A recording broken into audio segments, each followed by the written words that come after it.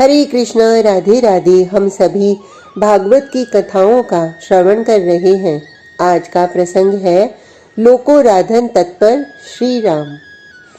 सुखदेव गदगद हैं क्योंकि अब भगवान राम की कथा गाई जानी है। परीक्षित की ओर देखकर बोले, श्रुतम ही वर्णित त्वया सीतापते मुहुर्मुहुर्। क्या सुनाऊं श्री राम के विषय में। हे परीक्षित, तुमने भी तो कई बार सीतापति के पावन चरित्र को सुना ही होगा। ये है ही ऐसे, ये है ही लोको राधन तत्पर। नेत्रों से अश्रु बहने लगे सुखदेव जी के। उनका मस्तक झुक गया क्योंकि हृदय में भगवान राम के चरणार विंद प्रकट हो गए थे। ओह, क्या चरण है। दंडक वन के कांटे गड़े हैं चरणों में, रक्त बह रहा है, किंतु चले जा रहे हैं। इन्हें कहाँ कांटों की परवाह। इन्हें तो परवाह है मर्यादा की, इनको परवाह है धर्म की, इनको परवाह है सत्य की, और इनको परवाह है अपने लोगों की, प्रजा की। सुखदेव के नेत्रों से अविरल अश्रु बह रहे हैं। ये भगवान हैं, पूर्ण भगवान। किंतु भगवान होने के बाद भी ये अपने को भगवान नहीं मानते, आराधक मानते हैं, अपने को उपासक मानते हैं। फिर ये उपासना किसकी करते हैं, ये आराधना किसके करते हैं। परीक्षित का प्रश्न है। लोक जन, इनकी प्रजा, यही इनके आराध्य हैं। इन्हीं की उपासना में श्री राम लगे रहते हैं।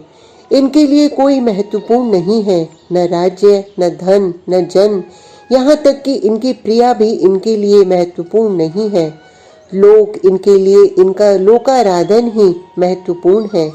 ओह, श्री सुखदेव जी सिर झुका देते हैं और कहते हैं, ऐसे रघुपति के चरणों की मैं शरण लेता हूँ।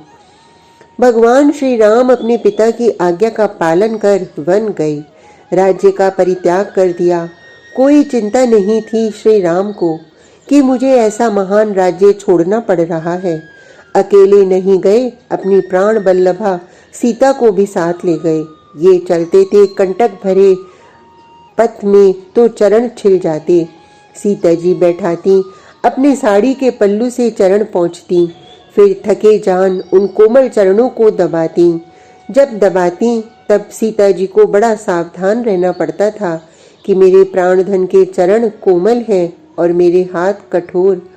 श्री राम ने आगे जाकर सुपर्णखा को विरूप किया। इसका परिणाम ये हुआ कि राक्षस राज रावण इनकी प्रिया को ही हर कर ले गया था। उफ, कितना रोए उस समय प्रभु राम। मानवीय लीला अद्भुत दिखाई इन्होंने। ये सीता की याद में रोते रोते कभी कभी अपने को भी भूल जाते थे।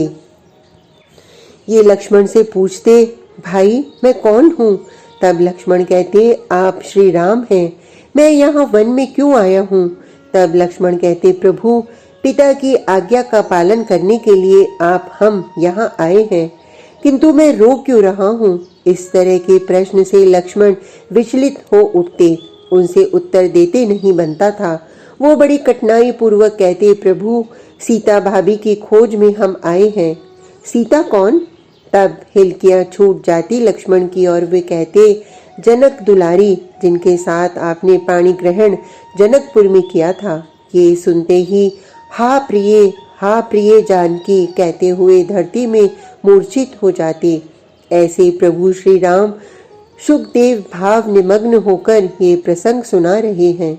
क्रोधित हो उठे थे प्रभु राम रावण द्वारा सीता हरण की घटना से। इनके क्रोध से समुद्र कांप उठा। वो हाथ जोड़ता हुआ आया और भगवान ने उसके ऊपर सेतु का निर्माण किया। ऐसे कौशलेंद्र हमारी रक्षा करें। सुखदेव की वाणी भाव के कारण अवरुद्ध हो रही है। उपासित लोकाय, सुखदेव कहते हैं, भगवान श्री राम ही ऐसे हैं जिनके द्वारा लोक की उपासना होती है। रावण वध करके भगवान श्री राम जब अवध आए और उनका राज्याभिषेक हुआ, उसके बाद तो उन्होंने चारों ओर से अपना मुंह ही मोड़ लिया और अपनी लोक उपासना में ही लग गए। जैसे कोई संन्यास ले लेता है तो सब कुछ उसकी अपनी आत्मा ही हो जाती है। वो सन्यासी चारों ओर से अपनी वृत्तियों को समेटकर अपने आत्म तत्व के चिंतन में अपने को लगा देता है। ऐसे ही भगवान श्री राम ने किया। जैसे ही ये राजा बने, इन्होंने अपने निज जीवन का महत्व ही समाप्त कर दिया। ये पूर्ण रूप से अपनी प्रजा के हो गए थे। लोग जन ही इनके सब कुछ थे। इसीलिए तो ये रात्रि में भेष बदलकर घूमने जाते अपने राज्य में और सुनते छुपकर कि लोग क्या कह रहे हैं अपने राजा के विषय में।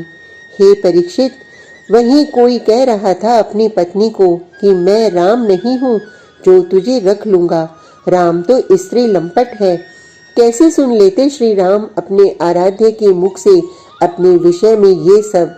ऋषि वाल्मीकि के आश्रम में अपनी प्रिया को छुड़वा दिया और स्वयं अपने लोक आराधन में तल्लीन हो गए। इनकी यही साधना थी, लोक का ही ध्यान। कोई कमी नहीं रहनी चाहिए प्रजा में। प्रजा दुखी न हो, भले ही स्वयं को कितना भी दुख मिले। प्रजा के लिए, अपने लोक की प्रसन्नता के लिए भगवान श्री राम ने अपनी प्रसन्नता त्याग दी। अपना सुख, अपनी आत्मा, सीता, सब कुछ लोकाराधन में लगाकर अंत में अपने धाम में चले गए। ऐसे हैं मेरे राम। श्री सुखदेव अब कुछ देर के लिए यहाँ मौन हो जाते हैं। आज का प्रसंग इतना ही। कल तक के लिए हरे कृष्णा, राधे राधे।